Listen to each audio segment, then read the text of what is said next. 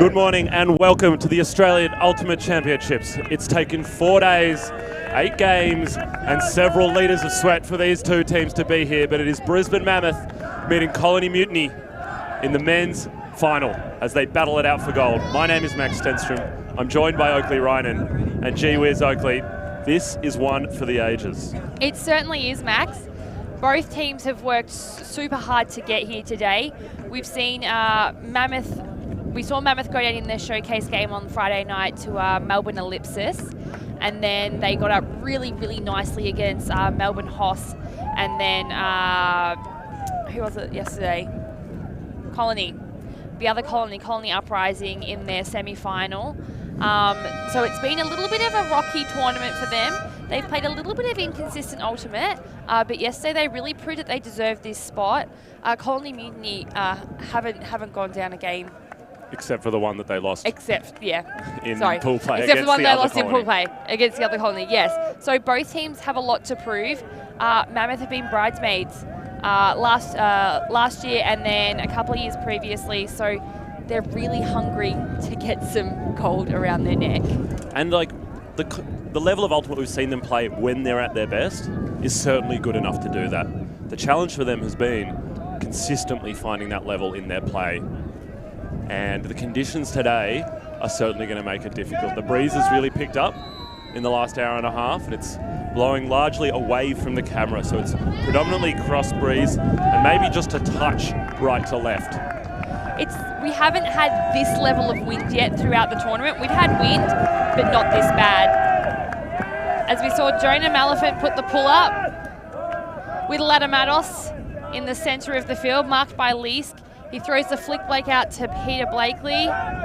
He wants the big, he doesn't put it though. He's hitting the under there to McClay, back to Ladamatos.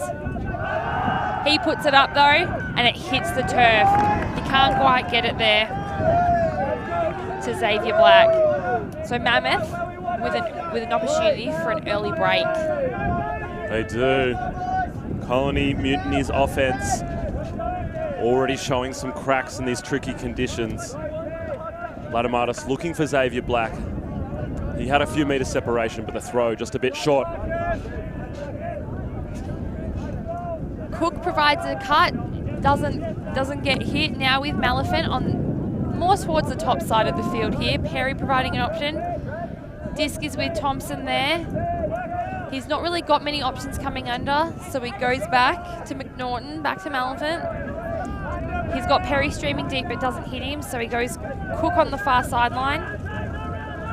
He looks and he overthrows John McNaughton slightly, and they can't bring it back in.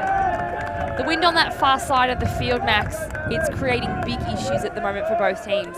Yeah, both teams struggling to calibrate their throws on what would generally speaking be pretty regulation passes. You know, that's a 5 metre upline pass to John McNaughton. They've thrown that pass 1,000 times before. Likewise, going the other way, Lado's pass earlier, equally standard for him. The wind clearly causing troubles, even for the best throws. Puts a big floater out to Blakely, marked by McNaughton, trying to prevent any bigs. Not much happening down stack. A lot of jinky movement there from Ladamatos, and he almost body checks Alex Leask. So wouldn't surprise me if there was a foul call on that one, Max. I think there was. The disc will go back. Ladamatos dancing a little bit, then puts the shoulder into Leask and then gets open. I mean, it's effective if not legal, according to the rules.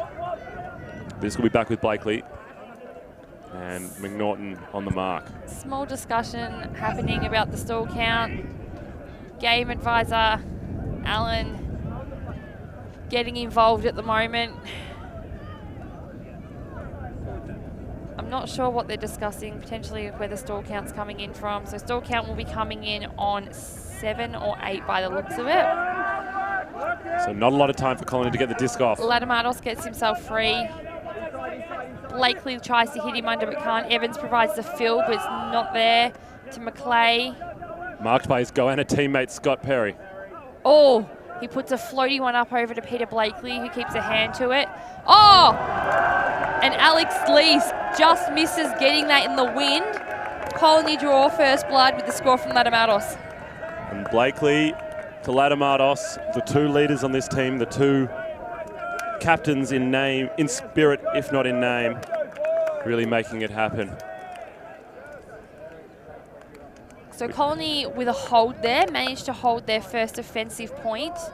That's, I mean, technically, if you want to pick a side, that's the slighter downwind side of the field. So Mammoth were almost having to work it back upwind, which is where their throws went very errant. They did, and we saw Ladamados have an absolute screamer of a semi-final where he threw 6 goals and caught 3 himself. And clearly got a similar kind of intent, and he's attacking this game in a similar manner already out of the gates, doing a lot of the work for this Colony Mutiny team, as you'd expect from their captain. I can imagine in a game like this that there will be some big names which you will see absolutely step up and take a bit more of the load and do a lot more of the work. That's a big pull from Ben Palais. We'll get the first look at Mammoth's offensive line that's been shaky at times and utterly brilliant at others. Permack through the centre to Spielman. He has Bonnie going deep but thinks better of it. It's a long pass in these conditions. Instead finds Vo, who bubbles and gives Colony a great positional look at it. Break opportunity, and Alex Scan finds Mark Wee. Colony Mutiny go up 2-0. At this early on in the game, Max, that's not the kind of scoreline that you want. Mammoth will be a little bit down in the dumps about that. You can see the boys there jumping on the field trying to high five, get the spirits high, and a lot of them very unhappy with that result. Obviously just a simple error from Thomas Vo, giving up possession of that disc, and Mutiny ruthless in their punishment of it. One pass is all it took for Alex Gann to put Mark Wee into the end zone. That throw had a lot of control on it in that kind of, downwind side of the field, in that far corner. The wind will really pick the disc up if he makes it too floaty and makes it too loopy. So for him to put the right amount of touch and right amount of float on it just shows the quality of thrower that Alex Gann is. As he now comes up with the pull, and it's just stayed in, fielded by Liam Grimmond. He doesn't have a mark at the moment, but he's trying to get that disc off quickly to Elliot Cook. And he puts it up to Zev Permack there. Has McNaughton streaming deep, but chooses not to hit him. Looks back to Cal Spielman, pops it down in front. There he is, sitting at the centre of the field, just near the brick mark. Permack on the ground to keep that one alive. Cook goes, Pierce got the line, Jinx back. Cook with the disc. He doesn't have a dump option at the moment. Grimman comes under, so he hits Permack. Fakes the hammer. Cook up the line, floaty up. Oh! Dave Andrews peels out of the stack and gets the block.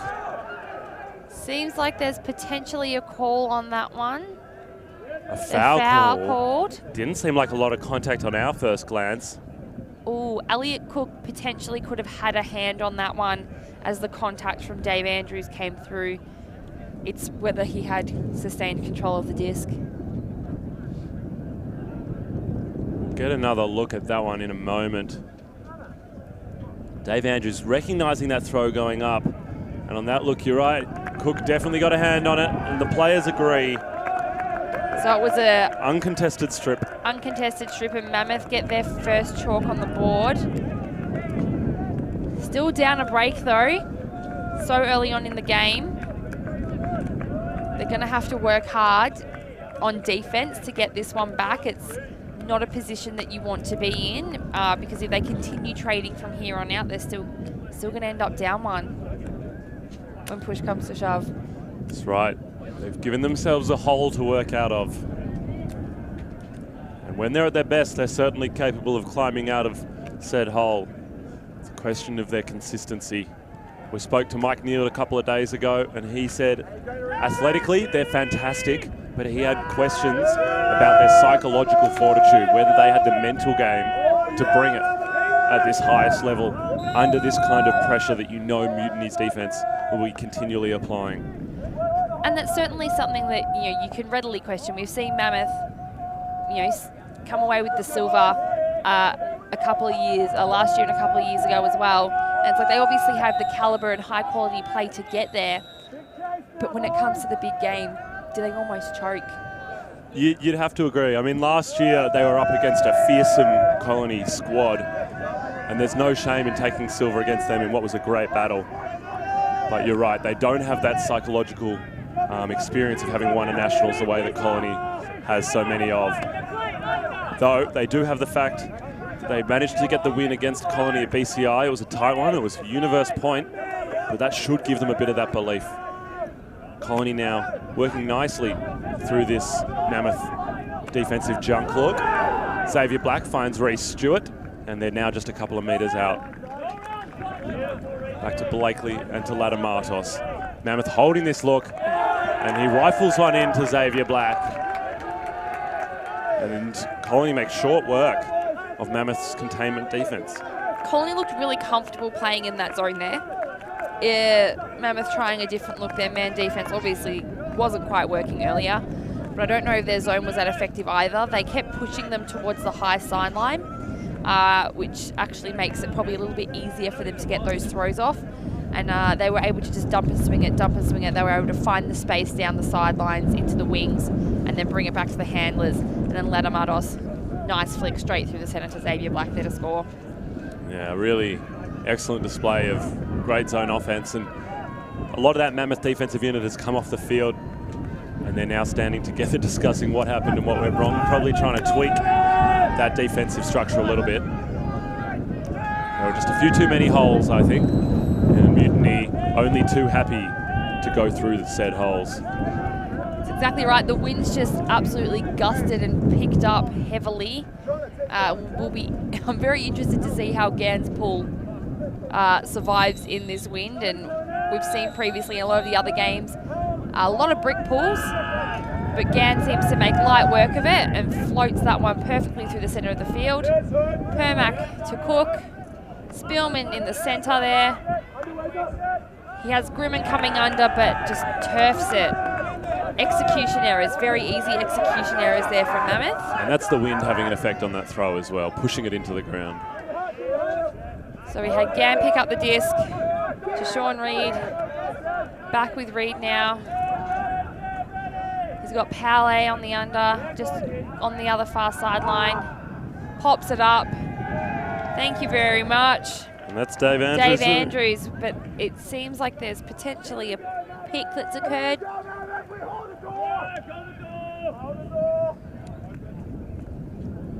The disc is now back with Palais.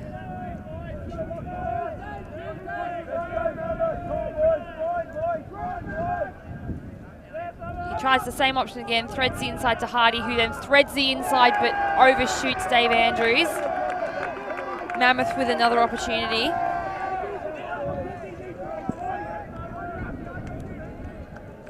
That's an aggressive option choice from Seb Hardy. Maybe an unnecessary risk at this early stage of the game. It was also a bullet of a throw. Picked up by Cook here. Dish it to Permack, centred to Gremon. To Gaunt there. Finds Bonnie. He's looking to dump it. Spielman. Vo tries to provide the around and then back through to the centre. He throws the around to Grimmond. Fakes the huck as he had Permack deep. Cook in the centre of the field. Throws the big. He's got Grimmond going deep. Easy done.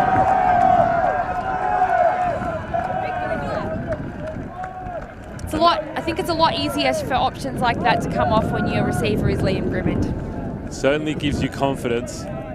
Though Cook does an excellent job of putting that disc exactly where he needed it. There were a couple of defenders in the vicinity, but weighted to perfection by Elliot Cook. Shows his throwing class and hits his one-time Goanna captain, and now Mammoth leader on the chest. So Mammoth having to work hard on defense here.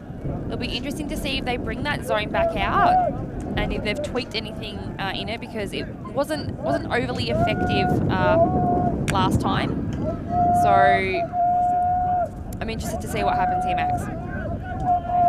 So am I.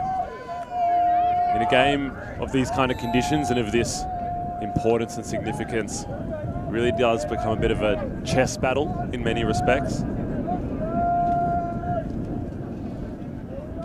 John McNaughton's going to put the pull up again. The pull he put up last time went scooped absolutely right around the media tent, as this one does again. That'll be fielded by Reece Stewart eventually when he gets his hands on it. That slow pickup may hurt them, so they'll have to play out of it. Oh! And that's a Callahan! It's a Callahan! Jonah Malenfant, the hometown hero, delivers for his Brisbane teammates with a huge layout Callahan against Colony Mutiny in the final, and what a time to do it. That is stupendous play from the American import. He's a product of Minnesota Grader. Let's see that replay. And his old teammates will be proud of that. Steams down after a hell of a pull. I said Stewart should have picked it up sooner. He saw an opportunity, leaves his feet early. What a grab! And Jonah Malenfant, the block, the goal, the assist, all in one. It's a Callahan for the young man from Townsville. And if there was a way to get momentum back in your favour after going down an early break, that is it. That is it. The Mammoth boys have got to be pumped now. They've brought it back, 3 apiece. And now John McNaughton's going to come back out with the pull. I hope that their defense is just as strong. And John McNaughton has mastered the knack of throwing pulls that get Callahan in national finals. If anyone's seen the previous incident that I'm talking about, you'll know what I'm saying. But if you haven't, go back and watch the 2018 final for an example of possibly the most brilliant pull you've ever seen, followed by Callahan. Now, Peter Blakely looks to drive this offense for Mutiny. And Dow to Stewart. Big bid from Hammond. Can't connect. McClay. Mutiny doing well to work the unders, but now their offense slows down. Ladamatos provides the outlet, marked tightly by Leask. Leask seems to be the defender of choice for Mammoth when it comes to handlers that they're really looking to try and shut down. And McNaughton's taken the Blakely matchup. Equally significant, but challenging in a different way. And he goes backhand out into space, and down! What a man. The answer to that one is to go to the veterans. When you're in need, look to the experience. Ladamatos finds Blakely, who hits his long-time teammate and seasoned veteran of this colony in many a campaign, Anthony Dow. Blakely held that disc for quite some time though there, Max. He didn't have many options coming downfield, and so it was almost as if he didn't have another option except to put that one up to Dow and hope for the best. But it's a pretty good option to have to take if you're looking at a high stall count situation. And Dow, as Ben Pale once said, could get open in a phone booth. So give him a whole end zone, you might as well give up. Mammoth offense coming back out now, wanting to try and channel the enthusiasm from the previous points and play some clinical offense and get another score on the board, bring that one back to evens as Pale puts up a big pull, big arcing backhand, fielded by Grimmond, who quickly gets it to Cook in the center of the field. Spielman comes under, hits Bonnie. Vo on the far sideline now. Spielman in acres of space there for the swing. De Hollander back through the center, who fumbles it. Colney with the opportunity to go back up a break now. Gam picks it up. Gets the dishy back. Back now to Reed. Close sideline here with Hardy. Overthrows Reed.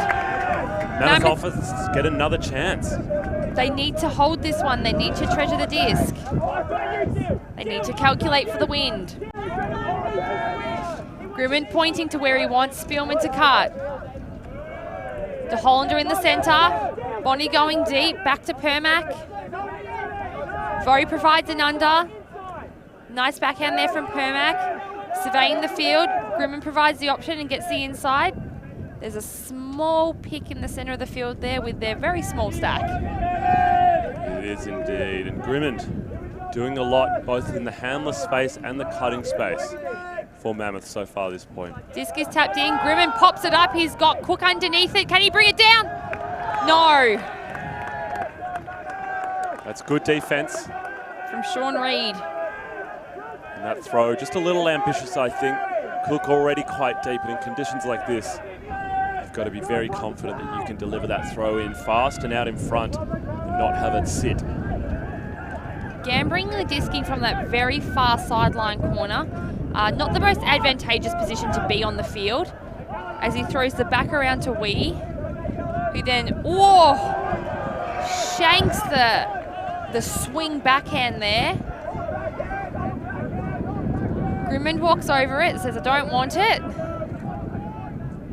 Going to be picked up now by Cook as Mammoth is setting up their end zone space. Looks like they're isolating Bonnie there. With Kel Spielman at the back of the end zone.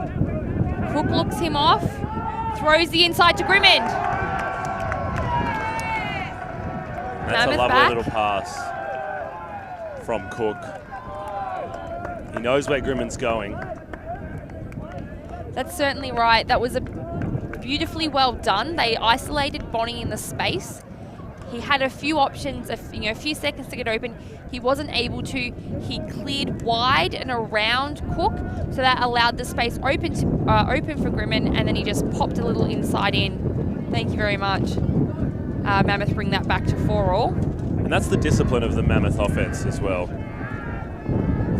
When they're firing, they're very good at making space for each other, having one look at the lane, getting out and providing the next player that chance, not getting too fixated on any one option.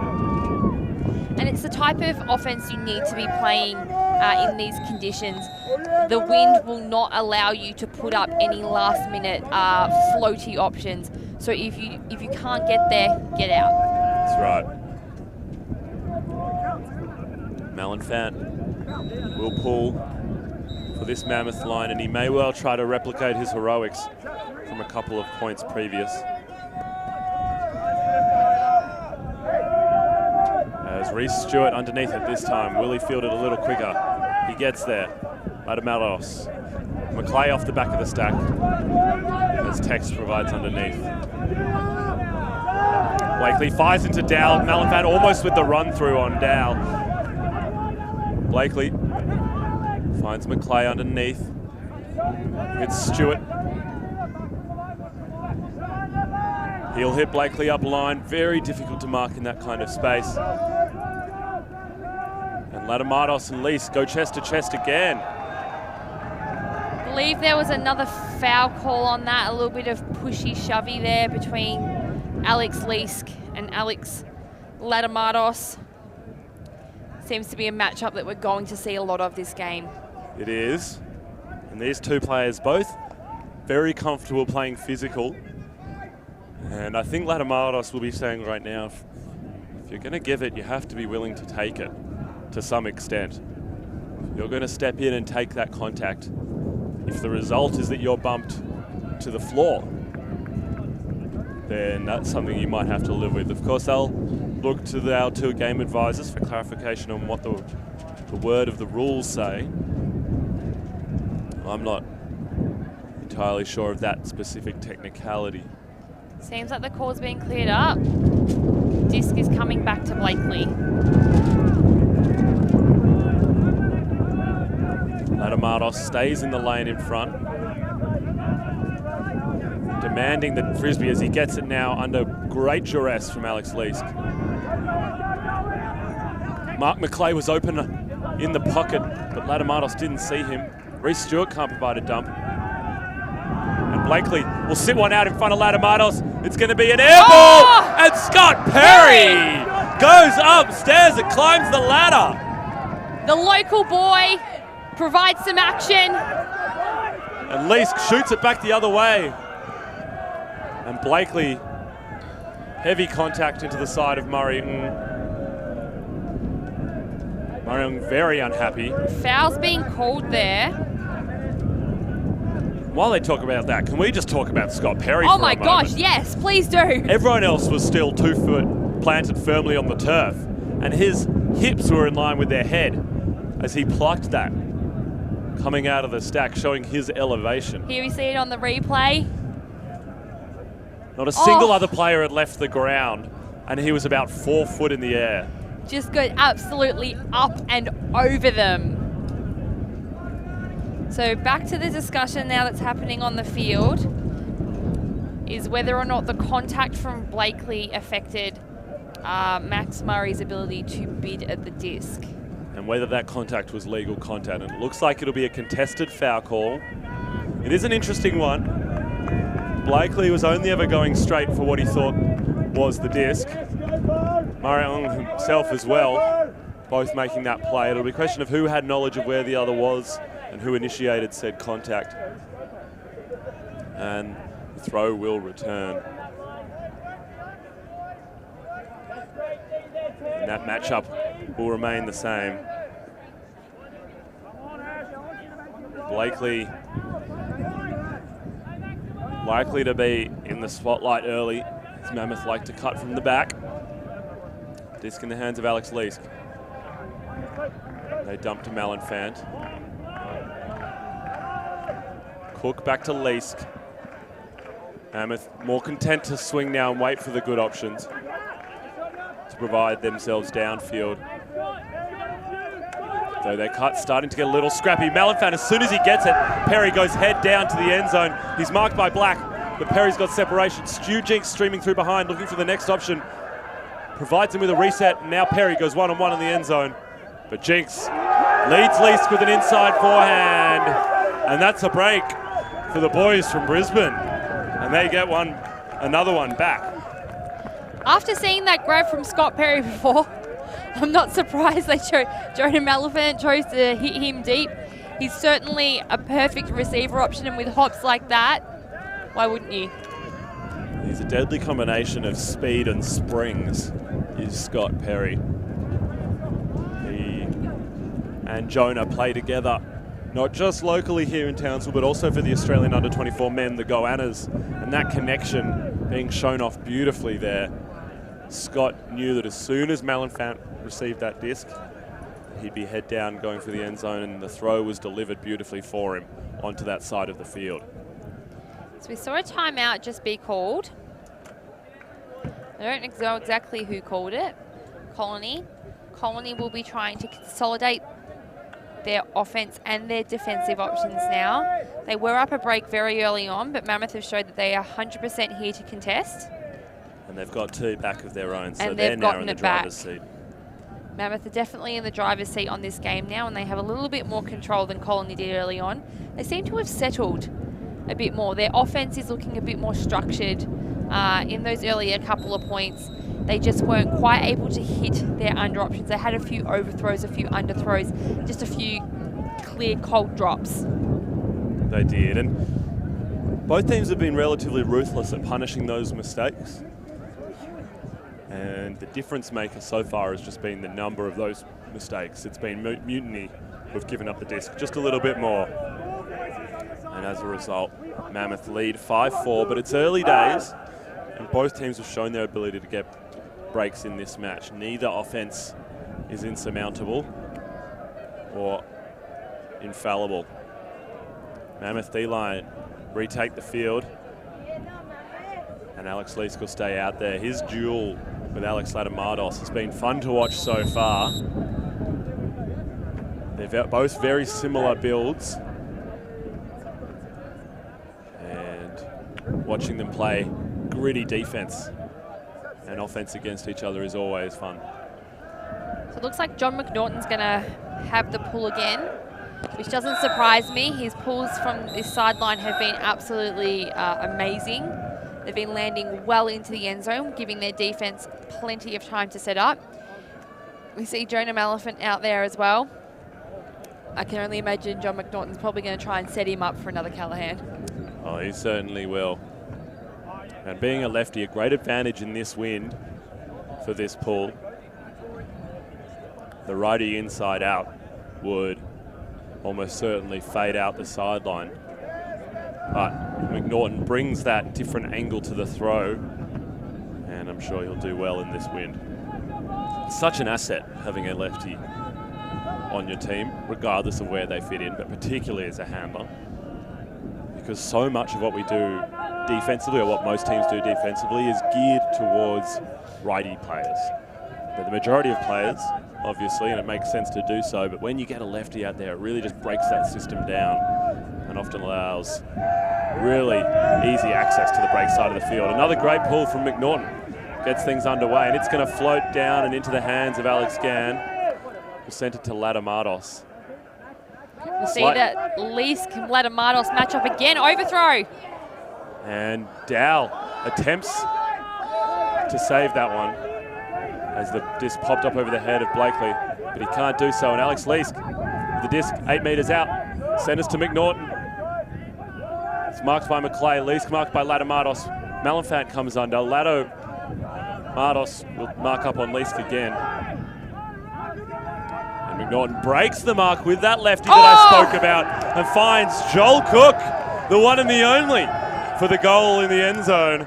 Mammoth, 2 breaks on the trot, take their total to 3, and they lead 6-4. We saw Ash Evans completely get off his feet there, trying to stop that one there.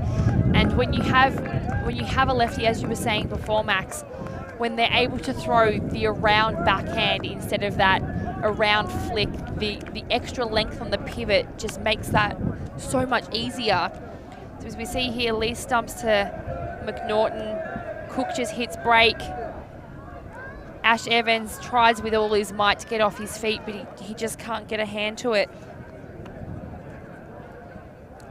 And so far, a lot of these mistakes that a Colony Mutiny are making are coming from their leadership. That was an overthrow by Ladamados to Blakely and not recovered by Dow. So that's their 3 veterans do you expect them to look to when the times got tough. And right there, all 3 of them showing that they're mortal and that they can make mistakes. The burden will be now on them to step up and address this situation. That's certainly right. We did see the 3 of them step up in their semi-final yesterday, and so, you know, is the pressure too much, Max? Well, they've all been here before. It's nothing new for them. I can't imagine they're too phased by the situation. Ladamados takes possession again in the middle. I mean, he's done it all. He's played in the US. He won US Nationals last year with Pony from New York. Again on that far sideline. A little bit of a junky look now from Mammoth. Disc with Ladamados. Again, staying in that little bit of a cup, which is meaning it's a bit more congested. He gets it out to Blakely, who pops it back to Gann on that far sideline, down to Black.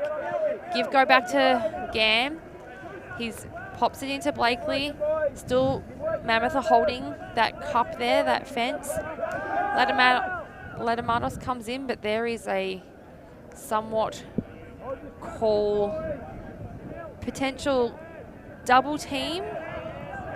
And then they're stopped to have a discussion about if John McNaughton is actually too close or if he is actively reacting to the position of Alex Gann. That's right. If McNaughton is actively marking Gann, then he can be within that 3 metres of the thrower. But of course, if he's not, then he has to be outside that area. They'll discuss it, clarify the situation.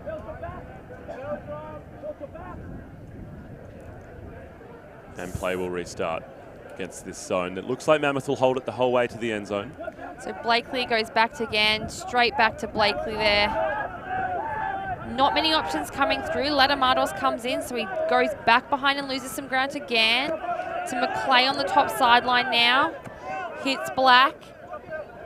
They're still holding this junk at the moment. And he goes to Ladamatos, who comes back to Blakely on the high sideline to Gann now, knocking on the end zone door. And he finds Black, who bobbles. But hangs onto it. Hangs on. Makes the crowd gasp with his catch to Xavier Black. Mutiny steady the ship and stem the bleeding. There was some very nice offense there from Mutiny, however. They didn't seem too phased by the positioning of that Mammoth junk. They were able to still, and they were happy to concede 5 or 10 metres to get that dump off to try and get the swing around, and that was what worked for them. It did, and the Cup was effective at preventing throws through the wall, but not around it, as you say. They were able to dump backwards numerous times, breaking the mark, which opened up the break side of the field and accessed some serious downfield meters, usually off that swing. So maybe a few more tweaks to be made for that Mammoth look. We've seen 2 different styles of junk played by them so far this game. We'll see how many more they've got in their bag of tricks as this game progresses. Their offensive unit back on the field, though. So Mammoth are still up 6-5 coming out on offense, so they're still up a break, and they get this one. They'll be just extending that further. Mutiny have some hard work to do on defense to be able to bring that gap back closer. It's a huge pull from Ben Powley. And Permac will be on the end of it, connecting with Cook. Operating again out of a horizontal.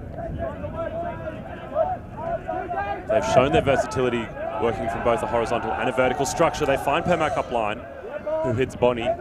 He has Vo going deep and Gaunt smearing across the field, and that's the option that he chooses to take. And we've got a stoppage. Things got a little tense there for Mammoth when Grimman lost his footing in the dump space, but once they get their tempo up and the disc moving, they look very comfortable, and their offensive rhythm is hard to stop. Vo will be that pressure release valve for them. Now things tighten up as Grimman gets his hands on it for the first time at this point. Big swing to Spielman, floats it. Ash Evans on Cal Spielman. Oh. That's a contest. And Cal Spielman comes down with it. 2 big boys going upstairs. It's fun to watch as Cook surveys his options. Oh. And a hand block. And there'll be a foul There's call. a foul call. The crowd is not happy with that one, Max. Tex shakes his head as well. Blakely says, I don't think so. That was clean as you like. On my first look, it was clean, and they agree. It's retracted. Colony with the disc. Blakely wide open in the dump. Swings to David Andrews. Blakely swings to Gann. And he has Hardy providing options downfield, chooses not to take it. Powley has Hardy going crossfield at the back of the end zone. Shapes for the throw, but opts not to take it. Maybe deciding that in a cross breeze, that throw's just a little too difficult to sit out in space. Blakely with his signature inside forehand. And Mark Wee connects with Alex Gann. That's a reversal of the very first break that Mutiny got this game as they get this one back. A huge effort from Mutiny, and they respond to take it back to 6 apiece. It was very tight defense there from Mammoth. You could see that there were options being provided from the Mutiny downfield, but it was just a little bit harder for the handlers to hit. Alex Gann really seems to have stepped up in the past couple of points, providing the throws and the flow that the Mutiny offense needs to generate movement to create those scores. And as they did that previous point where they brought across Blakely onto the defensive line, for this point, Ladamatos takes that role, looking to add that offensive firepower so that they can capitalise if a turn is able to be generated. Also on the line, a couple of stellar young athletes, Dylan Bennett and Tom Butler and Mark Wee, all Goanna's teammates, playing for the Australian under-24s team. which recently went to New Zealand and came home with a nice shiny gold medal. Paulet sends this one down the other way. That pull has a lot of float on it. It lands very far in the back of the end zone, fielded by Cook, centres to Grimmond. Grimmond winds up, but he goes to Cook. Cook winds up, but hits McNaughton on the under. McNaughton winds up, but dumps to Cook. Grimmond now open on the dump. He's looking to get rid of the disc quite quickly. Finds Spielman. Marked by Paulet. Back to Grimmond. To McNaughton on this high sideline. He winds up again, doesn't put it. He does, he's got Grimmond going deep. And that is a very risky choice. Oh, Bonnie! There's been a foul called by Hardy rather. No, he's retracted. He's retracted it. It's a goal. Lock Bonnie cleans up some scraps. And Mammoth, let's be honest, get lucky. That was a hanger, and there were multiple bodies underneath. Seb Hardy in particular, not really throwing out in front. That is not the nicest huck I've ever seen from John McNaughton. He's certainly done better. That had far too much float on it, and it was essentially a hospital pass waiting to happen. What made that particularly challenging, that choice?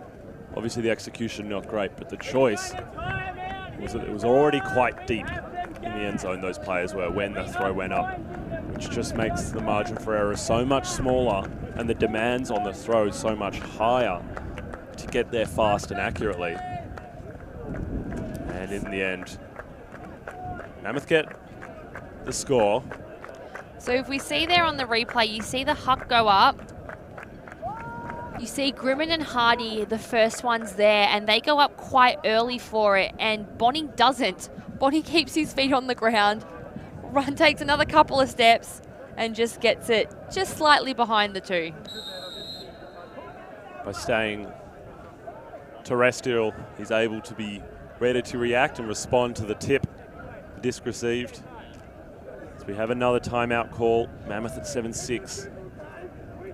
Colony feel that they've got work to do. They've recovered one break, but they're still down one as Mammoth will come out on offense in the second half. So Mammoth have that as in their back pocket. I think Mammoth, it would be wise of Mammoth to almost stack a D-line here. They've got the potential to take half right now and to break and take half. So it'd be a big advantageous position to stack a D-line to get that D, to get that break, to know that when they come out of half, they're sitting in a better position. Well, I think they've heard your advice, Oakley. McNaughton, Vo, Grimmond, Leask, Thompson, Malenfant and Perry are out there. A number of offensive players stepping across to add that extra firepower. Grimmond, though he plays predominantly on the offensive line, is an incredibly potent defensive player. If you've watched a highlight reel of Australian Ultimate in recent years, it's almost certain to have featured him at some point in there. And generally speaking, it's above shoulder height. McNaughton gets the point underway with his characteristic pull. Beautiful float.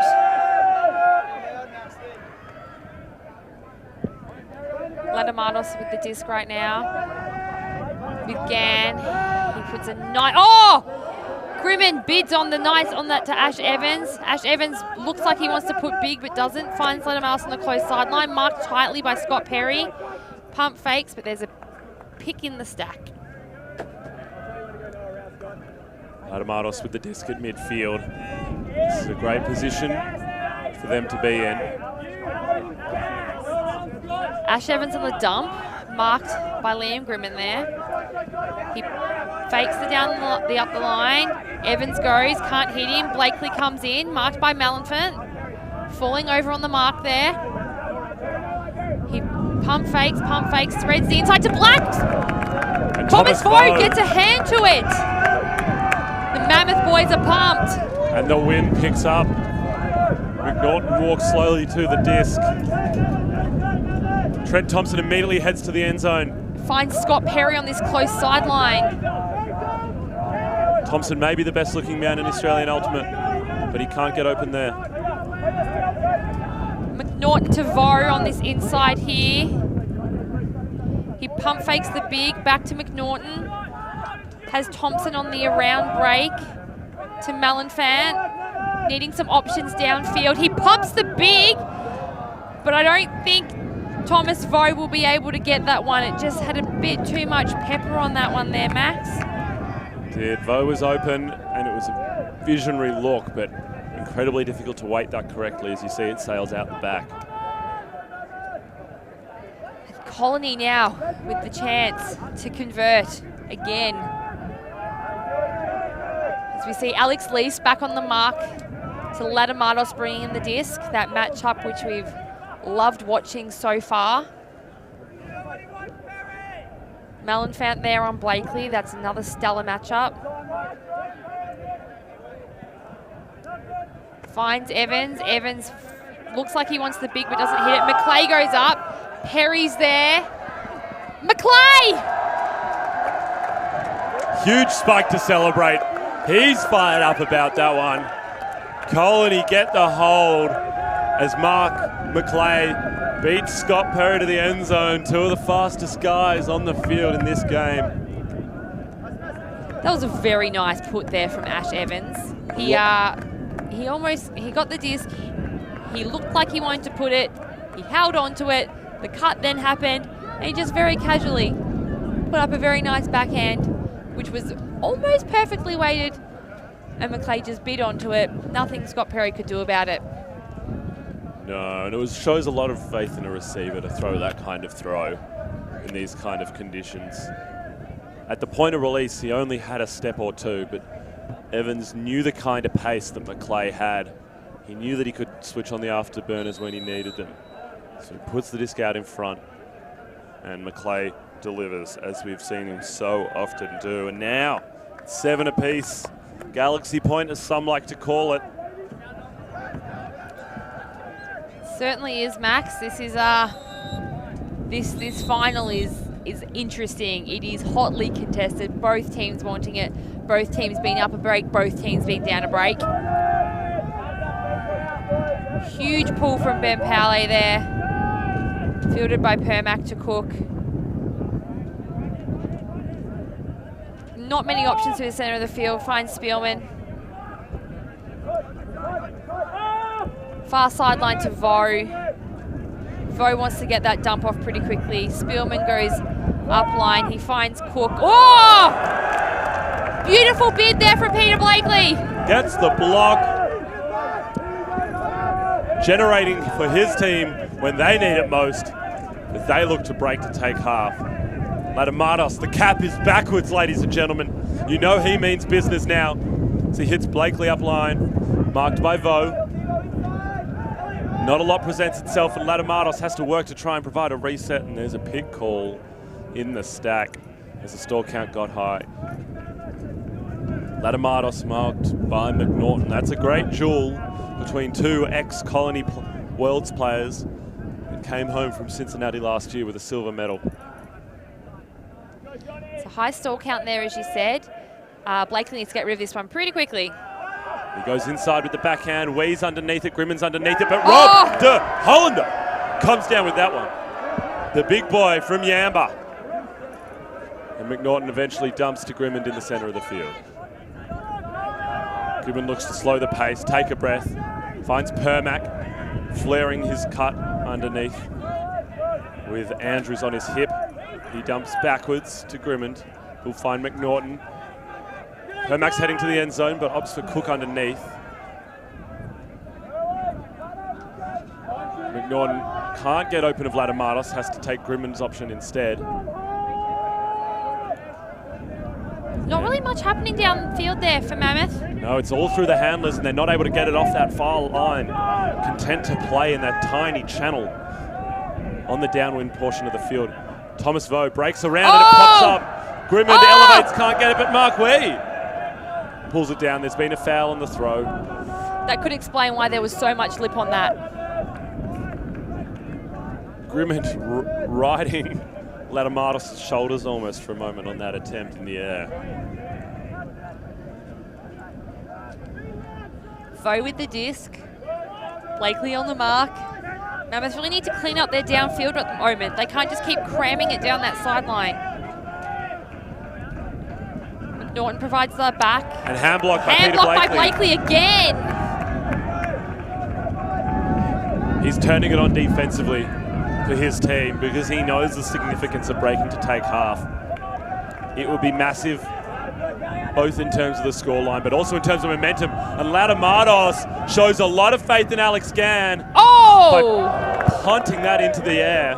Spillman under. Dave Andrews gets a hand, Cook gets a hand, Vogt gets a touch, and he comes down with it somehow and calls it time out.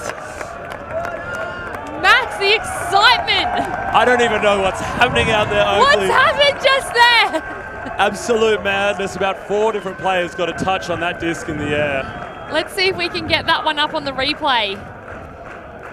The big goes up from Latimatos. De Hollander and Spielman underneath it. Those 2 big boys block it away. It's picked up immediately and thrown.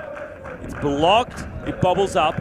1, 2, 3 players touch it of both teams, and Thomas Vo somehow ends up with it in his arms.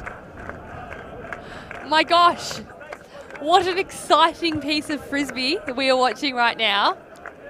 So Mammoth currently with possession of the disc. They're about halfway down the field. What are the things they should be doing right now? Well, no doubt they're drawing up some kind of offensive structure, having a moment to reset after the frantic pace of the previous moments on the field. The disc is in the hands of Thomas Vo, and it's a relatively low stall count. Mammoth offense hasn't struggled this much yet this game. At this point, they've had 2 or 3 chances already. What's the prediction here, Max? Do you think they're going to try and work the unders, or do you think they're going to try and hit Spielman or Grimmond long? I think Mammoth are too disciplined, usually, to take the risky shot in these conditions. Having said that, John McNaughton has never seen a deep cut he doesn't like. As they find Grimmond on this near side. He finds Spielman underneath. Got an injury from that big contact between Grimmond and Hardy. I think that's Blakely. It is Blakely, apologies, and that's not an injury that Mutiny can really sustain. He doesn't return to the field. He did cop a hip almost to the back. And by the look of it, also a bit of a shoulder to the cranium. So we have another look on the replay. Vo throws a nice around break. Blakely does take a big bump. It's a hard hit. You can see him just taking his time here to slowly get up. Good sign that he's up, he's moving. Has he taken an injury? He has. He has. Looks like he's being replaced there by Ash Evans. So the disc is back now with Grimmond. And the stall count? Stall count's on 1. Grimmond can't hit Spielman again like he did last time. Instead centers to De Hollander. Keeps a hand on that one. He fakes the around but can't get it off. He throws it deep to Zev Permack, but Mark Wee says, get that out of here, and knocks it deep into the stands. And off it goes. Colony now coming in from an interesting position on the field. They're in that far corner. The wind's gusting towards that sideline. They need to centre it pretty quickly if they want their offensive structures to not get caught. Alex Latimatos deep in coffin corner, marked by John McNaughton. He'll reach early for Ash Evans. It's flat, it's fast, but so is Evans. He leaves his feet. That was a great rundown and a great bid from Ash Evans there. If only he was one step ahead and it would have been his. Maybe not the precise throw, Latimatos, hoped for. Very flat, but of course difficult to get much touch and wind like this and keep it where you want it. McNaughton will restart play. We've seen some flexibility from Mammoth offense, generally speaking, as to where Grimmond will set up. Sometimes starting in the cutter stage, sometimes in the handler, but everybody goes upstairs, and it's Elliot Cook with the disc. Grimmond now to Vo. Mammoth needs to settle this down. Oh no! John McNaughton with a fumble there. Mammoth get it almost at the, Colony get it almost at the brick mark, again with the disc. And Alex Latamatos totally unmarked. McNaughton closes in. Powley in the centre there. And Colony that's a break. take half. And what a break that is. It's huge for the Colony boys. Alex Latamatos emphatic with his celebration. The hat is backwards, and does he mean business? Colony Mutiny come back from an early deficit to take half 8-7. They were down 6-4. What a point, Max. And they've gone on a 4-1 run since. Both teams, Mammoth coming off, looking a little bit defeated to this sideline as both teams are going to huddle together and discuss some options. Talk about what they're going to do in the second half. And as those players take a breath, so will we. But you shouldn't go anywhere, because we're going to bring you the second half of the men's grand final from the Australian Ultimate Championships here in Townsville, Queensland. Don't go anywhere.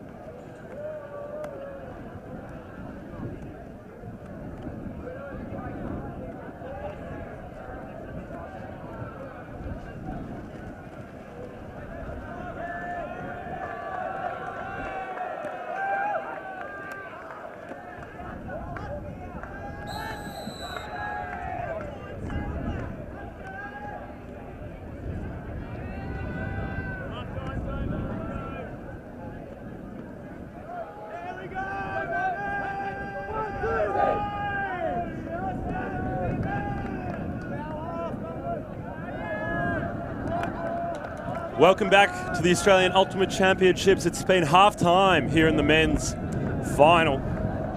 It's been Brisbane Mammoth taking on Sydney's Colony Mutiny, and it has gone backward and forwards. It's been an emotional roller coaster, Oakley. And right now it's all locked up again.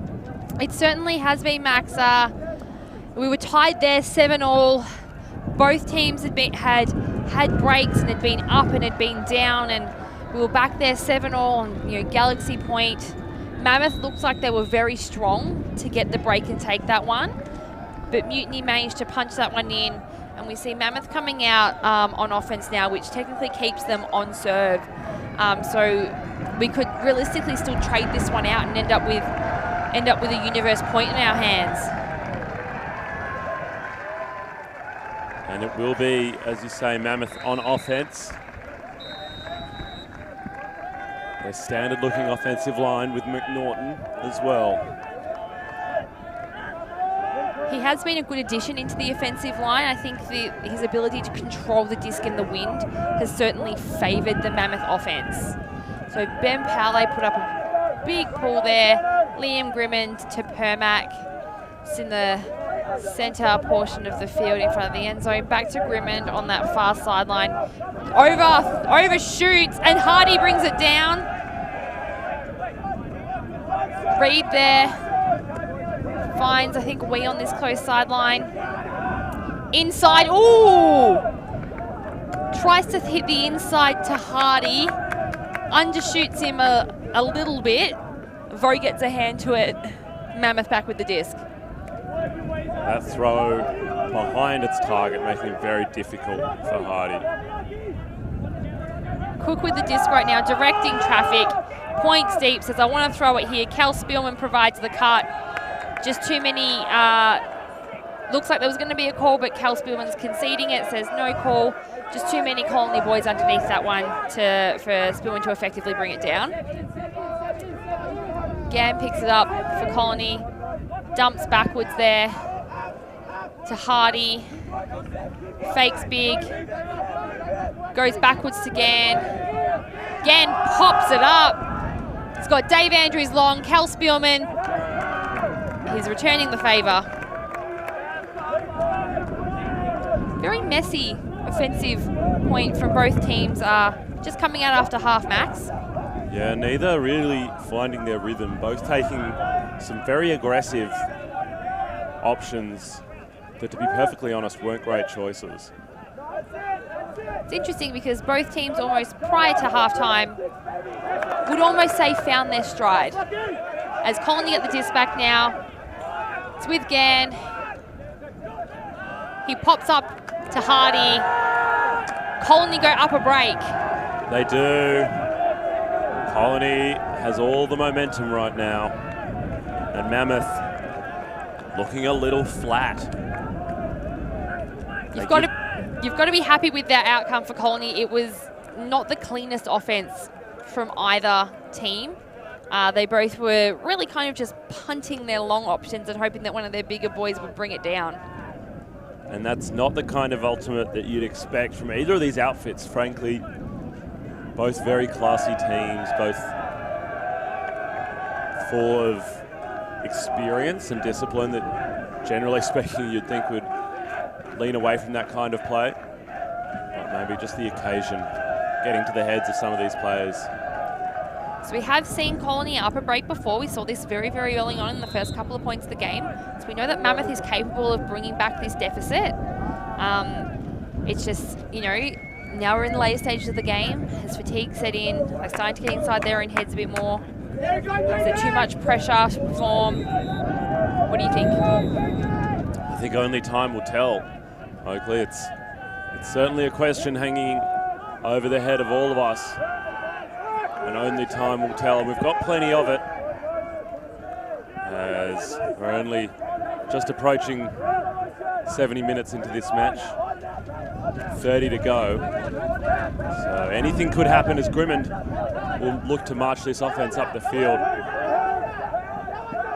Finds McNaughton. Backwards, he'll return the disc. The stack creeping quite deep. And eventually the connection to Bonnie. Cook cuts under, can't get open. That pass just tipped on the mark, but still completes to Permac now. He's got Bonnie going deep. The throw doesn't come. Elliot Cook just gets out in the lane and works hard. And now McNaughton in front of a bidding Pally. Cross field. Elliot Cook milks that a little, but makes certain of it in the end. And Mammoth hold on offense. That throw towards the end there, just before it hit the hands of Elliot Cook, it had a lot of bobble to it, and I was not 100% confident that Elliot Cook had that one until it was in his hands. Hearts were in mouths, both on the field and on the sideline and in the stands. That was a better point there from Mammoth. Their offense was a lot more clinical, it was a lot more structured. They had their dump options there, and they were trying to move the disc earlier. They weren't caught on that far sideline in the horrible position, which is on that far sideline with the wind pumping towards them. But that backhand there from McNaughton was just a very, very nice, almost get out of jail free card. Popped it across field, floated it up, and Cook read it perfectly, even with the bobble from the wind. And that kind of a throw just opens up so much space. It's really difficult for the defense to do much about that kind of a pass. And Malenfant will pull for Mammoth at this point. They've had a few different defensive looks so far this game. They're a team and they have a reputation of thriving on match defense, and I imagine that's where they'll be heading. Satch Evans can't prevent that disc rolling out the side. Almost could have been a strategic pull there from Malenfant.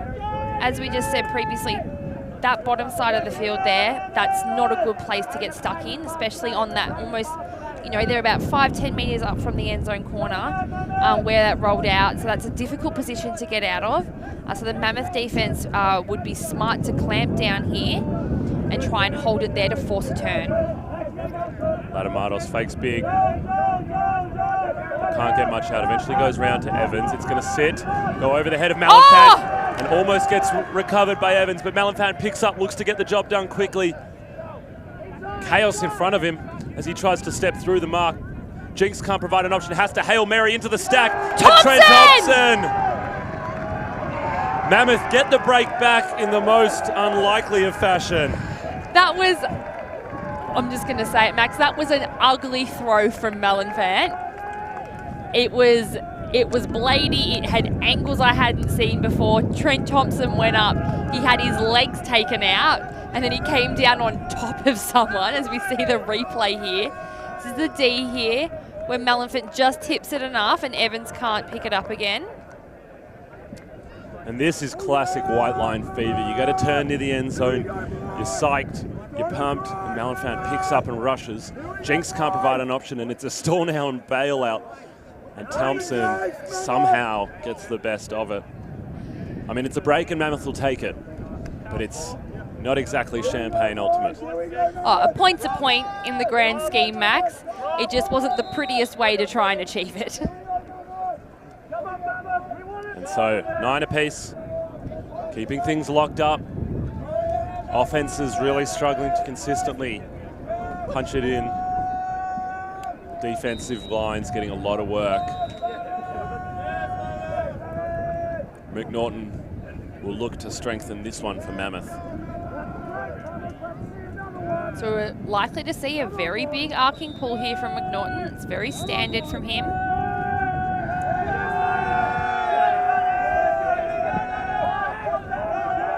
Beautiful float. Maybe too deep. Too deep. Well out the back. I mean, it's nice to know you can throw that length, Max, but it's not what you need in this situation. It's a bit of a weird flex, but okay. We got it, J-Mac. You can throw the disc a long way. And now Latamatos with the duty, bringing the disc up to the brick mark. Reece Stewart will provide the dump. He's played a lot of this season in the defense unit and has come across at Nationals when they've needed him most. Just a little high five there amongst teammates between Latto and Reece as Reese streams deep. McClay on the close sideline. Back to Ladamados.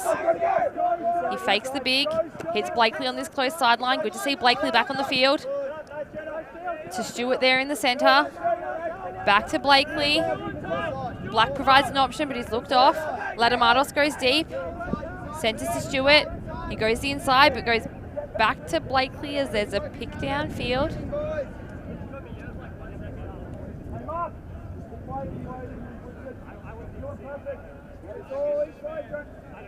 The discussion is whether the disc will be going back to Stewart or whether the pick call affected that. It doesn't affect, so Peter Blakely will maintain possession.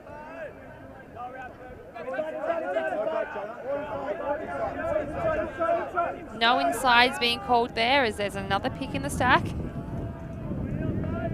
And we just see Ladamados quickly fixing the laces. Colony struggling to generate downfield options. Things getting a little messy. Stewart Jinx there is slightly poached off Reese Stewart. He's giving him the backwards dump.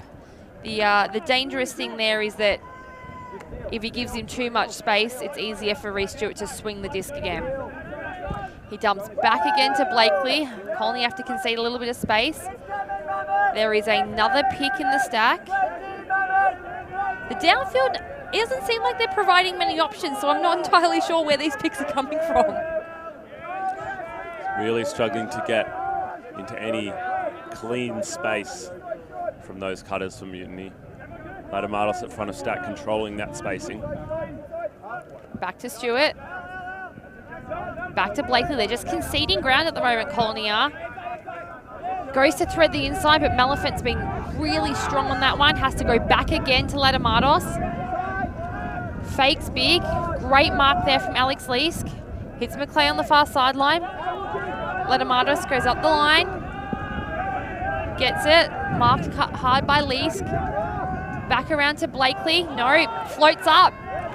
Malenfant brings it down. He looks big. Hits Leask on the under. Trying to find an option. Needs someone to come back under. Goes the around to McNaughton. Halfway in the field. He's got no dump here either. Big around to Malenfant. They've had to concede a little bit on that again. Oh! And Dow! What a man! I believe John McNaughton called a strip on that one, and Ant Dow, yes, conceded the uncontested strip, so McNaughton will get it straight back in his hands. Proving that he's still got it. And Dow almost produces something from nothing. To Leask on the close sideline, he fakes big. Oh, Ash Evans! Ash Evans has got it. He leaves his feet. He gets the block. Ladamados picks up the disc. Being marked now by Marcus Leask. Hits Black on this close sideline. He's now closed in on by Malenfant. Back to Ladamados. Surveying options. Stewart now. And there's Blakely in this close sideline, looking for an option. Black provides one, can't hit him. There is a pick call in the stack.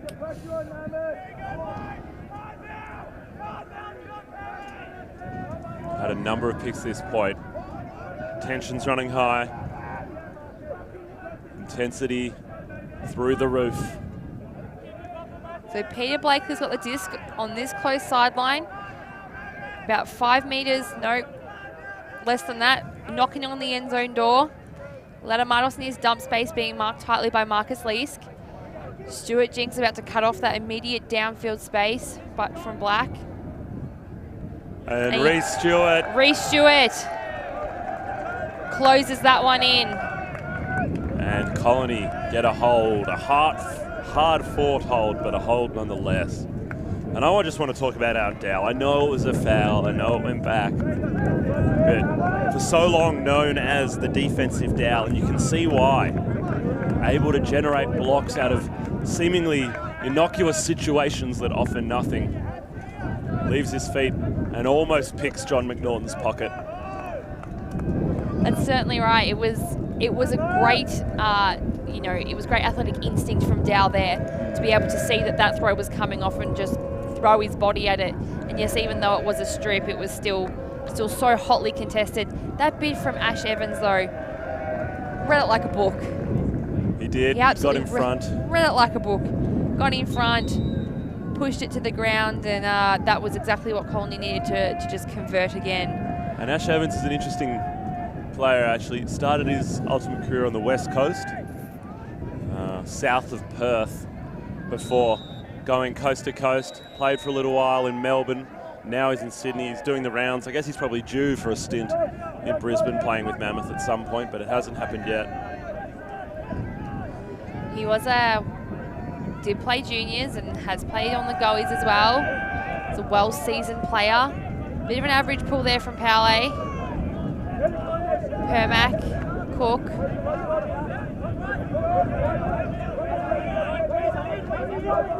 Finds Spielman. Looks like there's a little bit of a junk there being played now. Grimmond now. They're pointing. A little bit of a transition could be occurring. Vo to Permack. Has going deep. Finds Seb Brown in the middle of the field. Wants the inside. Hits Vo. Vo's surveying the field for his options. Goes back to Brown. Grimmond. A little bit of a travel called there. Oh! Mark Wee calls a timeout. Gets the immediate run through D. Grimmond couldn't thread the inside there. It looked like he tried to thread the inside there to Seb Brown. Mark Wee just read it, knew exactly what was coming. Straight into the jaws of him. Despite his young age, Mark Wee, a very experienced defender.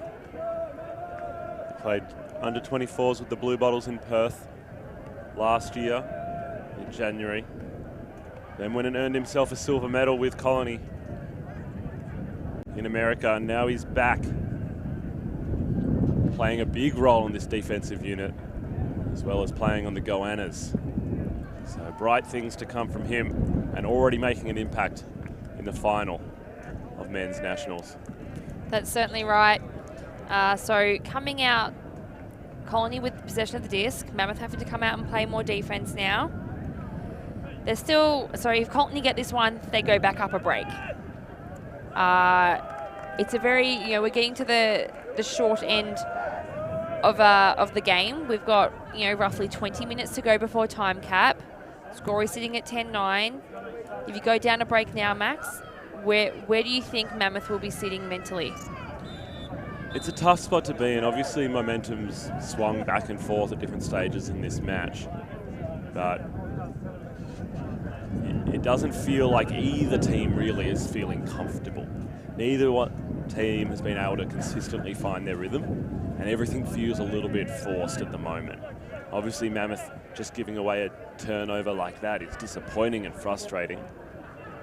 But they have to have faith that they can get it back, because they have consistently been able to do so. There's been a lot of turns both ways, and they've got the right personnel to make it happen.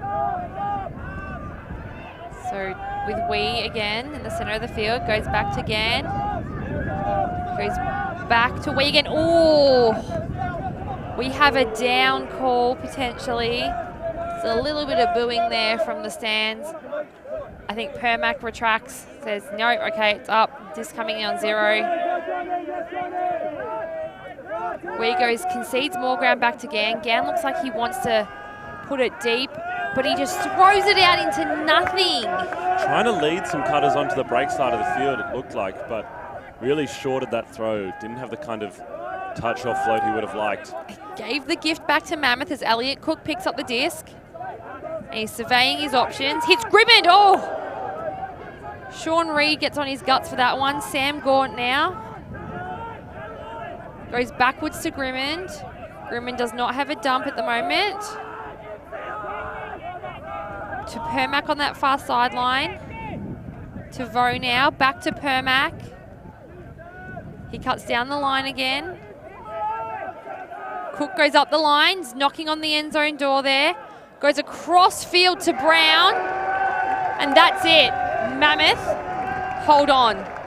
They do hold on. You can see the kind of effort that even an offensive hold is requiring.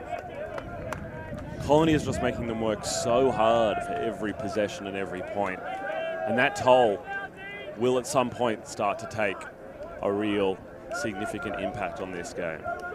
That was great vision there from Elliot Cook. Mammoth were essentially just cramming it down the cram hole on that far sideline. So it was great vision from Elliot Cook to not try and just get the small one in down that sideline again, but actually he swung it across the face of the front of the end zone into the break side position and found Seb Brown just at the front there, toeing that one in. It was great vision from the young Cook, changing the angle of attack using all the space that was available to him. And what that long point does crucially as well for Colony is it gives their offensive line time to rest. It means they'll be able to come out and attack with fresh legs, fresh focus. Latamatos raises his hand, he's ready. He's been targeting this game for many months. Reece Stewart can't field the pool in time. He does. Gets it to Latamatos, who's marked again by Leask. And Mike McClay, the primary movement out of the stack. Again marked by Perry. Evans, a big underneath cut. Receives it from Latamatos. And not a lot opening up downfield. He shoots Evans. long. He has Latamatos underneath. Leask behind him in his dust. Dow coming through behind, not providing much of an option. Latamatos staring at a whole lot of nothing in front of him, and eventually it's Xavier Black who gets open on Max Murray, who gets caught wrong-footed. And that's a quick offensive hold for Colony. As I said, that kind of a hold really puts the pressure back on Mammoth. It really does, and you mentioned at the start of this point, Max, that the beauty of the last point prior to that one, which was quite long, it gave the Colony offense time to rest. This was a very short point. It was which meant that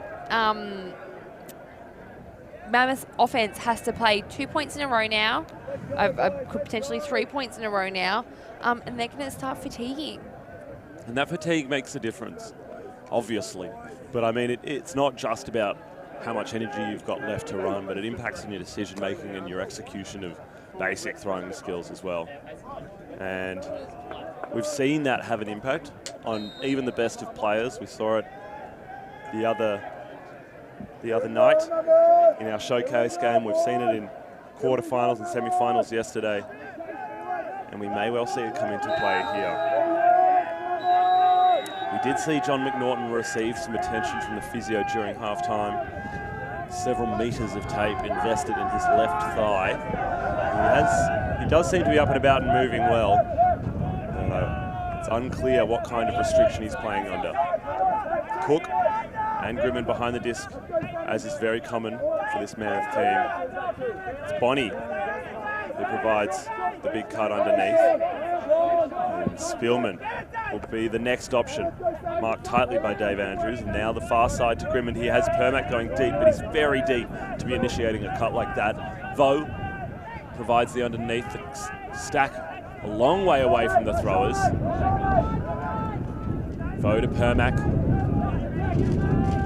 Not using much of the width of the field, but Cook lines up a channel, threads the needle through to Zev Permack. And gee whiz, that's playing with fire, but they come away unburnt. It could have been the angle that we're looking from, Max. If it was me, the way I'm seeing it now, I don't know if I would have thrown that. It was a very touch and go option. Cook obviously had vision on that one to thread that one through to Permack. So we see the replay on the screen here. It was a quick response there from Mammoth though. Colony got a quick one previously. Mammoth respond quickly, bringing the Colony offense back out again. I want to just chat about Elliot Cook because he's had just an incredible game. I mean, coming into this match and coming into this weekend, He's certainly a player that you worry about on Mammoth from an opposition's perspective, but maybe not the biggest threat. You know, there's the Grimmins and there's the McNaughtons that you're really targeting as the big throwers, the controllers and distributors of the disc. But Elliot Cook, playing out of his skin right now. 4 assists and a goal already this match. Really stepping up for his team and taking on that role of the pivot around which their Mammoth offense operates. Mark McClay straight to the end zone. But he can't get open. Dow finds him now back underneath. That's good fundamental cutting from Mark McClay. So he goes to Ladamatos back into the center. Swings to Blakely. He's always ready in that position. And McClay again getting open at will. Looks for Ant Dow. Oh. Dow loses his footing and will call injury. That's a lucky almost gift there for Mammoth. Mammoth now with the opportunity to get up a break. Their defense needing to, well, the defensive line now needing to work hard to bring that one down. As it looks like there was an injury sub and, you know, replacement on that as well. So Andrews has come on to replace Dow and Spielman's come on and replaced, I'm not 100% sure who. Permack, I believe. Permack. It's an interesting change up for Mammoth. Spielman probably adding a little bit more height right now is McNaughton, and, you know, will probably be looking to potentially punt it long. He definitely shapes for it, and we know he loves that option. Instead, centers to Malenfant. McNaughton leaves Ladamatos in his dust and launches a massive backhand. He's got Grimmin in pursuit. Ash Evans coming from behind, but it's Liam. Grimmin, how good is he? The massive goal delivers for his team. I thought Ash Evans might have played the spoiler, but Liam Grimmin too good underneath the jump ball from John McNaughton. And McNaughton flexes his muscles, shows the range that he has and how devastating he can be, as Grimmin shows his versatility. That was a great point there from Mammoth. They essentially didn't stuff around with it on the Colony end zone line. They said, we want to get rid of it, we want to move it quickly. It just means that they're not going to get caught out with a potential turn so close to their defensive end zone, which is just so dangerous for them. So it was, and we called it as John McNaughton was walking it up. He wants to throw it big. And I think that's partially in response to me saying that maybe Grimmin and McNaughton weren't the ones driving this team, and they say, oh yeah, watch this. But watch what we did with pleasure. So Mammoth up a break now. Defense line working hard, going on the slightly downwind portion of the field. So they would, you could almost say they had the slightly easier run, but in this game, it's not really an option. Both teams have scored at both ends multiple times. Norton pulls. Gann coming across to this offensive line. That's not something we've seen very much of.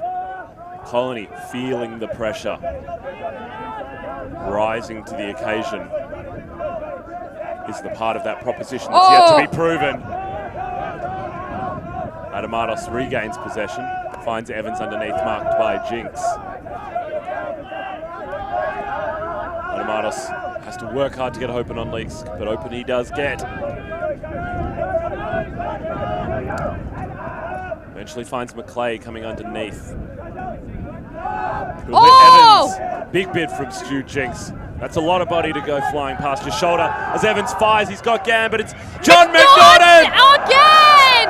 Who cannot get enough on that as Alex Gann picks up the crumbs. John McNaughton leaving his feet. So he puts his body on the line. Clearly that left thigh not restraining him too much.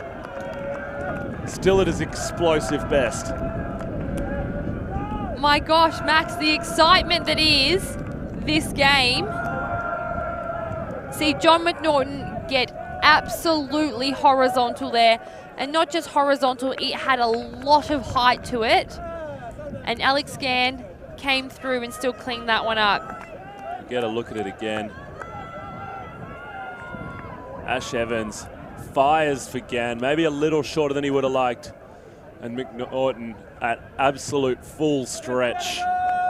Sticks out the left fingertip and just brushes the disc straight into Alex Gann's path. Great vision there from John McNaughton as well. Gann was actually being marked by Bonnie. And as the huck went up, John McNaughton peeled off the back of the stack to get that hand to it. But just not enough to try and change the shape of the disc enough to bring it down quickly, as it just floated enough for Alex Gann to get underneath it and collect that one. Gann will stay on the field, as will Ladamatos and Blakely and Evans. They're really shortening up the rotation, as is Mammoth. That one's with Elliot Cook in the center of the field. Spielman streaming deep. Permack on the far sideline. Gaunt provides an option, but he's not utilised. He wants to dump it. Cook goes down the line and just gets a little dishy. Being marked tightly by Blakely, hits Grimmond. He wants to get rid of it. He's pointing. I want to give it to you here. I want to give it to you here. Throws the up. Gaunt gets the disc. He looks to give it back. Hits Bonnie on the under. Permack's going deep.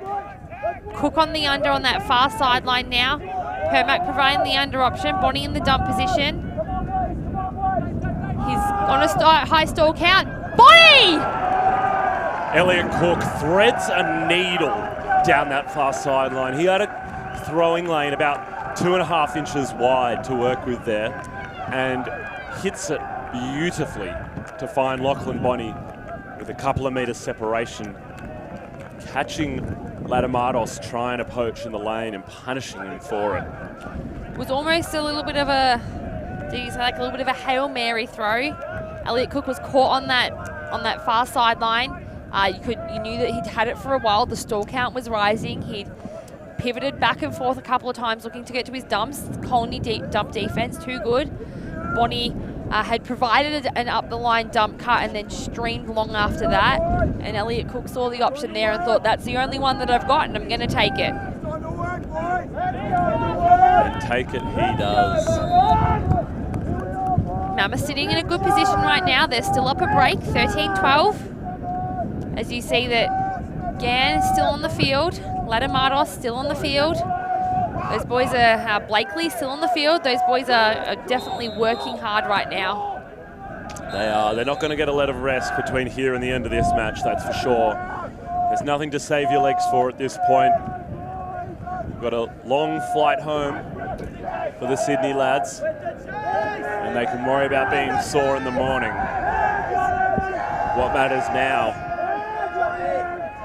is punching the next offensive pass in. And that was touched by Alex Gann. Oh, that was a big pull from John McNaughton. Alex Gann. Getting a finger on it. Potentially got a finger on it, but it looks like Alex Leeski's setting up at the front of the end zone there, so potentially Ladamatos might be bringing it up. Not sure we had best perspective on that one to call it though, Max, No, but... probably not. I got a little overexcited. But Ladamatos will bring the disc into play. Blakely at the front of the stack, as he so often is. Mark McClay hustles deep. The inside shot from Gann finds Blakely. Black coming underneath, his inside forehand. McClay going deep, marked by Perry, can't provide an option. And Tex, Blakely and Malenfant get all tangled up. Uncontested foul. Blakely just taking a moment to take a breath. It's been a great contest between those two all game. Discussion between Murray and Black about where the stall count's coming in. The wind really picking up now. We've just had another foul in the stack there. we've had between, would you believe it, Lisk and Latamatos. And once again, it was Lisk on the ground and Latamatos running away from him. And Lisk calling a foul. So disc is back with black, almost on the same stall count as it was as it came in.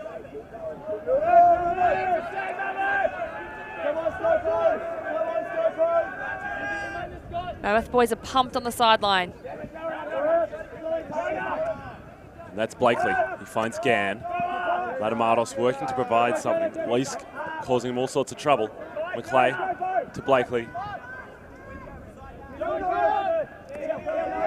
Doing a great job of recycling the disc and then attacking the break side, generally speaking on the inside channel. We've had a down call on that one.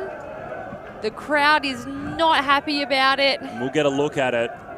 Gann's throw. Oh, that's close. That's hard to see from our perspective on the cameras. Certainly very, very close. It may be a case of the back edge. Yeah, the edge to the camera was certainly down. However, Evans may have had a hand on the other side, which we could not see.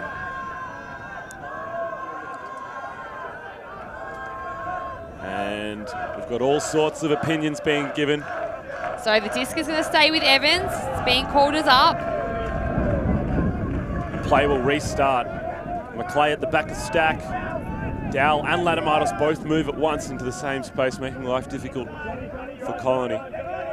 Evans clears out. Blakely provides the reset eventually, working out of a dumpless set there for a moment. Gann to Latamatos as they swing and change the angle. Black streaming across the face, can't get much separation from Murray Young. Gann goes up line with distance, but Latamatos hangs it out. Oh! Dowell touches it. Black picks it up, and Colony hold. That was great defense there from the Mammoth boys. They really made Colony work hard, and they really made them use not only the open lane but also the break lane. They really had to provide cuts to both lanes on the field to be able to move that disc. And they were very good at hitting that inside shot.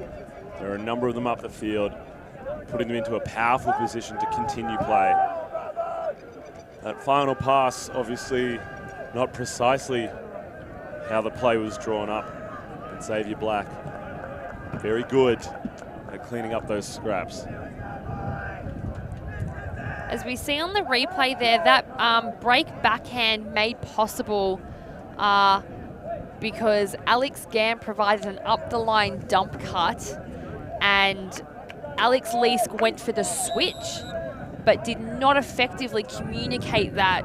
So Latamatos was actually left slightly unmarked for a couple of seconds, which meant that the break side of the field opened up for him to throw to. That communication, having to deal with the added complication and difficulty of a loud, raucous crowd on the far sideline in the stands, letting us know and letting the players know what they think about any given situation. They're not holding back with their thoughts, feelings, and observations. They certainly aren't. So we're 13-all now. There's time cap as the pull goes up from Gann. Floats down. Cook picks it up to John McNaughton. Back to Cook. Hits Grimmond in the center of the field. He looks to put it long, calling them back under. He needs more options on this side of the field to Bonnie. He's got McNaughton in his dump space. Hits Spielman.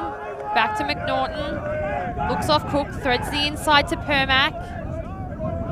Throws up. Oh my gosh! Oh my gosh! Permack, a rush of blood to the head. Just lofts the pass over the stack and onto three players. Spielman, Andrews, Bonnie and Palais all underneath that. I'm not sure about that as an option in a grand final at 13 apiece. We may reflect on that moment in the future as a critical juncture in this match. That's exactly right. Mammoth were up the break, and now they're giving the opportunity back to Colony to get that one. Oh! Blakely goes to turf. There'll be discussion. Another worm burner there. Bonnie's convinced that it's down. And Blakely pretty sure that it wasn't. Oh. Hard to tell from this angle. I feel like if his left hand was underneath it as he pancake-catched it, caught it, that it's probably up. But it is very hard to see on that.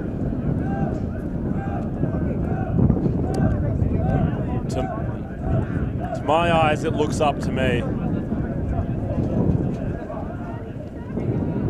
But it is, of course, up to the players on the field. So the disc is going back to Hardy by the looks of it. Oh, I think that's down, Max. You reckon down? We're not entirely sure here. It's very difficult to see on that angle. Very hard to tell on the video replay, unfortunately. The players looking to us for guidance, looking to each other for guidance. It is, of course, the players who make the call in the end. Apparently the camera has a picture of it. They're looking at the camera. Cook's potentially going to bring it over. Blakely doesn't want to see it though. This discussion's still happening. Pointing at the media tent. They're welcome to come and have a look if they like. It's just as contentious. Cook's come in now, saying he's got an opinion and he's looked at a camera. The photo that the cameraman got may have been a better angle than the one that we could get.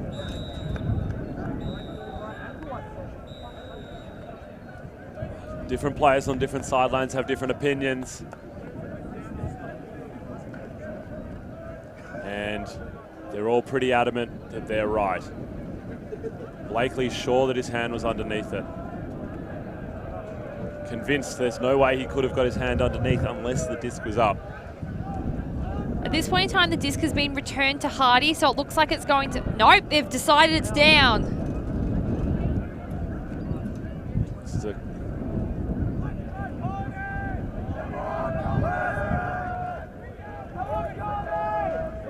Yeah, everyone seems to be signaling that it's down. Yeah, Game Advisor signals that it's down. It's a long discussion, but we got there in the end, Max. We did. The call was reached. The call was that the disc was down.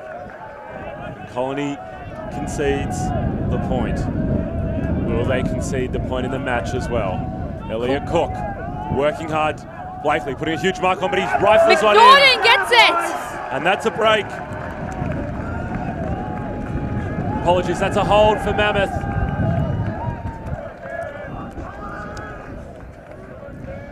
So Mammoth up 14-13. This could be potential match point here, Max. Certainly could be. If you're Colony, what type of line are you putting out there? Well, this, of course, at 14-13, you're on offense. You just need to punch this in. So it's your strongest offensive 7 you've got. And once you put that in, you've got to put your strongest defensive 7 out there.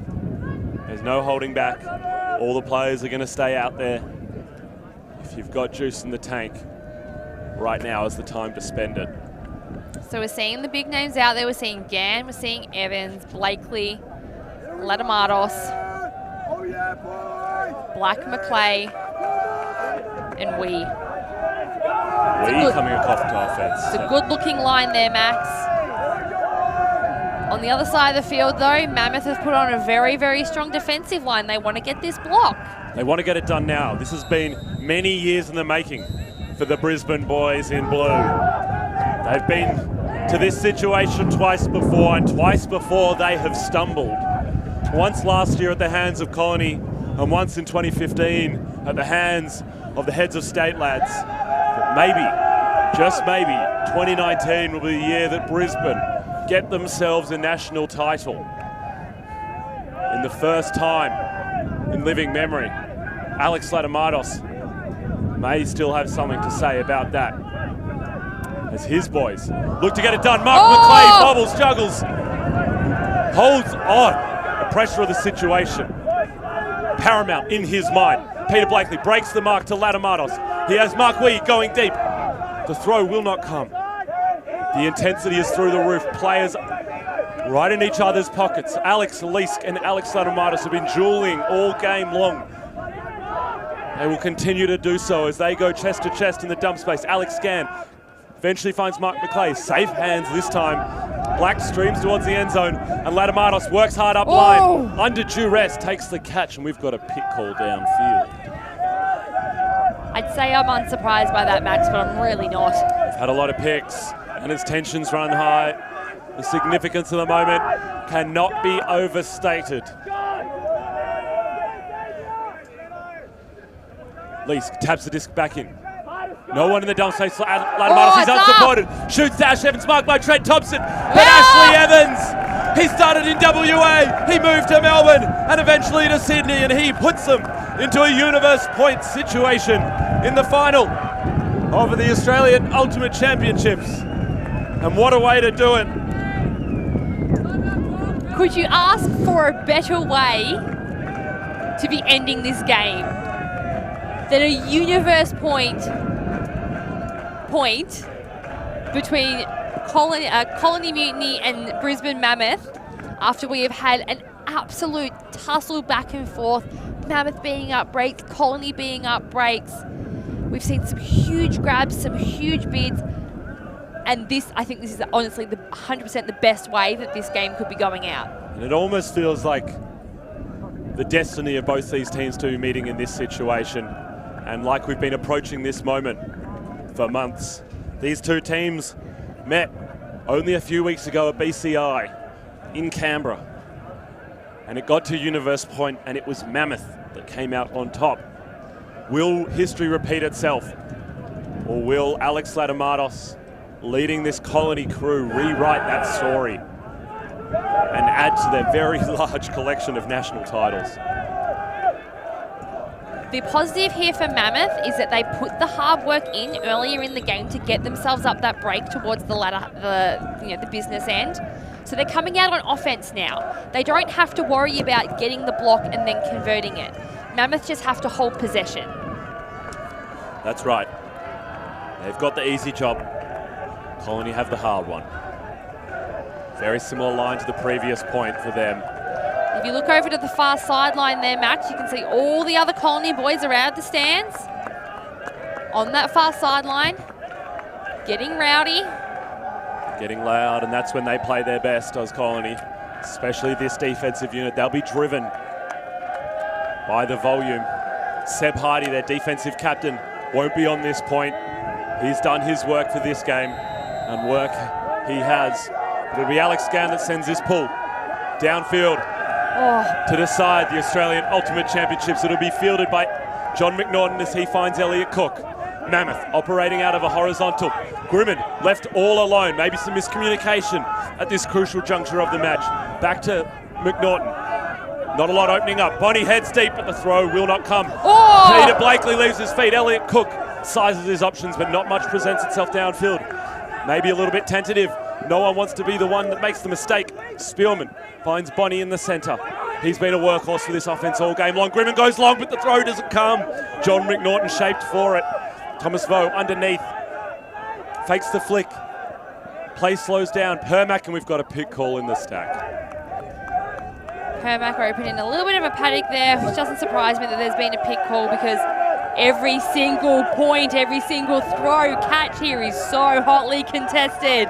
They are in each other's pockets. Mark Wee takes on Zev Permack.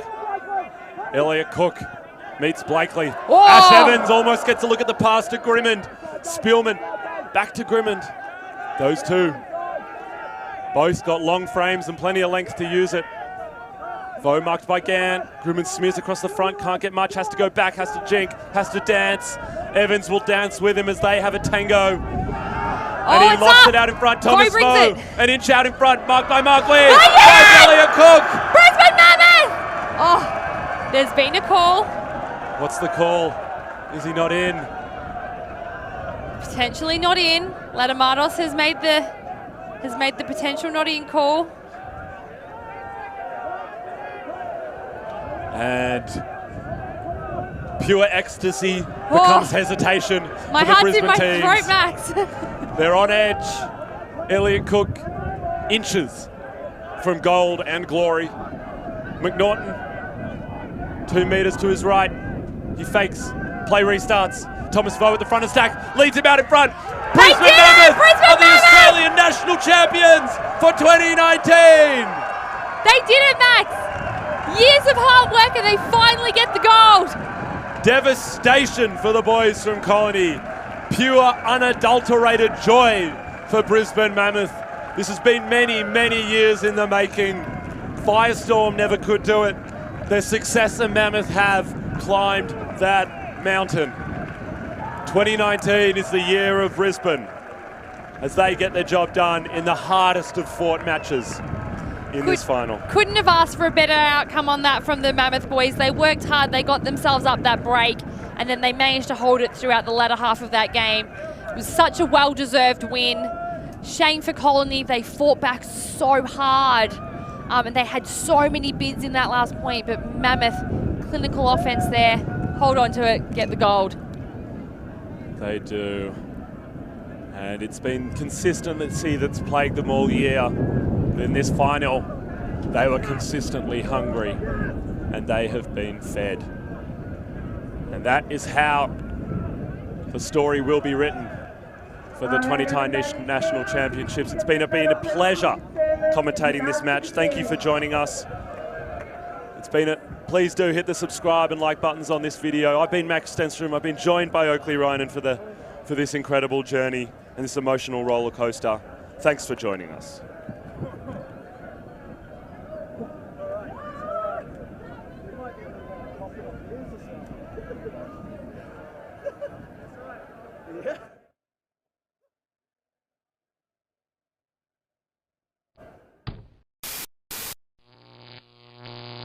Alti.tv